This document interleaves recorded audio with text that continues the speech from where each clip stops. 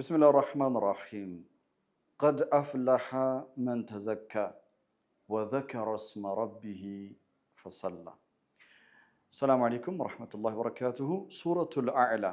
زوتر جمع خطيبوቻችን ኢማሞቻችን سورة الأعلى እና سورة الغاشيان ይቀራሉ እኛም ዘውትር ጁማ سورة الأعلى እና سورة الغاشيان በሰላት الجمعة ውስጥ ሰምተን ነው የምንመጣው እና ሱረቱል አዕላ እና ሱረቱል ጋሺያ ውስጥ በጣም በርካታ የሆኑ ጥበቦች እኛነታችንን ወደ አስደናቂ ማንነት የሚቀየሩ አያቶች ስላሉ ነው ዘውትር ጁማ የሚቀራው ዛሬ ሱረቱል አዕላ ላይ ሁለት አያቶችን አስቃኛቸዋለሁ ቀድ አፍለሐ መን ተዘካ ይላል አላህ ሱረቱል አዕላ 14ኛው አያ ራሱን ያጸዳ ራሱን በማጽዳት ላይ ኦቨር ኤንድ ኦቨር ራሱን በማጽዳት ላይ ያለ ድካም ራሱን በማጥራት ላይ ኦቨር ኤንድ ኦቨር የሰራ ሰው ቀድ አፍለሐ መን ተዘካ ቀድ አፍለሐ መን ተዘካ ራሱን ያለማቋረጥ ያጸዳ ሰው በእርግጥ ድኗል ይላል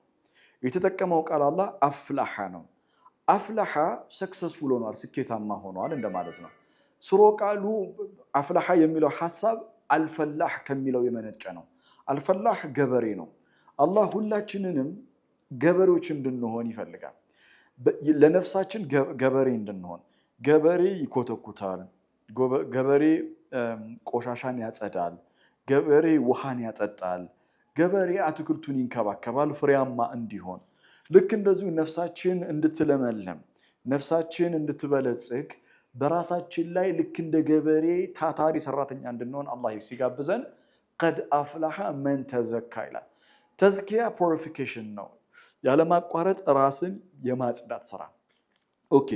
የሰው ልጅ አካል የሚባል ነገር አለው ፊዚካል ቦዲ አለን አካላችን እንዲቀጥል እስትንፋሳችን እንዲቀጥል አካላዊ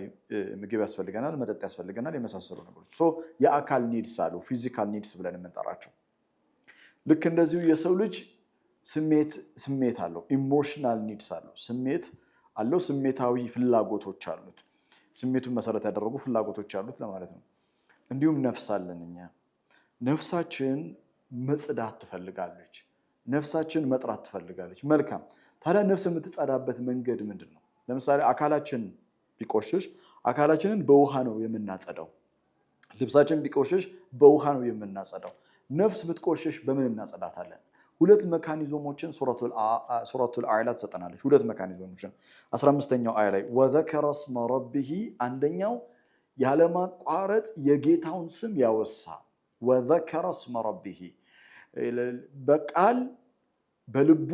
በአንደበቱ ያለማቋረጥ የጌታን ስም ማውሳት ነፍስን ያጸዳታል ይለናል አላህ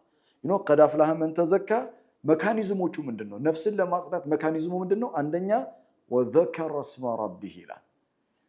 የጌታን ስም ያለማቋረጥ ማውሳት ሱረቱል አዕላ ስትጀምር ምን ብላ ነው የምትጀምረው አሁን وذكر اسم ربه የሚለውን ስትሰሙ ሱረቱል አዕላ ምን ብላ ትጀምራለች ቢስሚላሂር ረህማኒር ረሂም ሰብሕ እስመ ረቢከል አዕላ አያችሁ ሰብሕ እስመ ረቢከል አዕላ የበላይ የሆነውን የጌታን ስም አወድሰው ማን ነው አውሳ ሰብሕ እስመ ረቢከል አዕላ ስለዚህ የአላህን ስም ተስቢህ ማድረግ አላህን ማውሳት وذكر اسم ربه የጌታን ስም ማውሳት ነፍስን ያጸዳል ማለት አንደኛው መካኒዝም ነው ሁለተኛ ፈሰላ ስግደትን የሰገደ ዚክር ምላሳዊ ነው ዚክር ቀልብይ ነው አስለን ዚክር ቀልብይ ነው ذكرت شيئا ስንል في قلبنا ማለት አይደል في قلوبنا في قلبي ذكرت شيئا في قلبي የሆነ ነገር በልብ ያስታወስኩናል በልባችን ያስታወስነው በአንደበት አንደበት ይሳተፋል ልብ ይሳተፋል በዚክር ላይ በፈሰላ ውስጥ ደግሞ በድርጊት ማለትም በሰላት ውስጥ ደግሞ